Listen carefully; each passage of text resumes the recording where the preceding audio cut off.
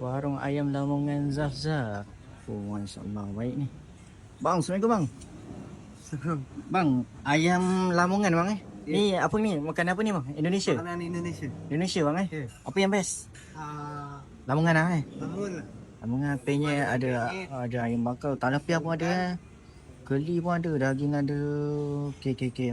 Bang bagi si ayam Lamongan bang. Peha bang, peha. Peha bang eh. Sambal apa kita ada sambal Oh, macam ni? boleh pilih sambal bang eh. Boleh. Ada Macam mana bang? 5 Ni eh? sambal. Ini. Ya. Dia Oh, ada yang okey. pedas, yang pedas. Pedas yang mana bang? Yang pedas paling atas ni pedas Lamongan ni. Pedas Lamongan. Pedas. Okey. Sambal terasi dengan hijau tu sedang. Hmm. Sambal balado tak pedas. Oh, okey. So boleh pilih satu je? Boleh pilih satu. Okey, bagi sambal Lamongan bang eh. Sambal Lamongan. Aha. Kita ada topping, ada tahu, tempe dan terung. Boleh Oh. pilih satu je. Tahu atau tempe? Tahu, tempe atau terung. Tempe atau terung? Bagi tahu bang. Tahu. Okey. Kat sini eh. Makan sini bang eh. Okey bang, masuk bang. Oh, baik eh. Oh, nasihat bang eh. Siap. Nasi bang eh. Terima Ni set apa nama dia bang?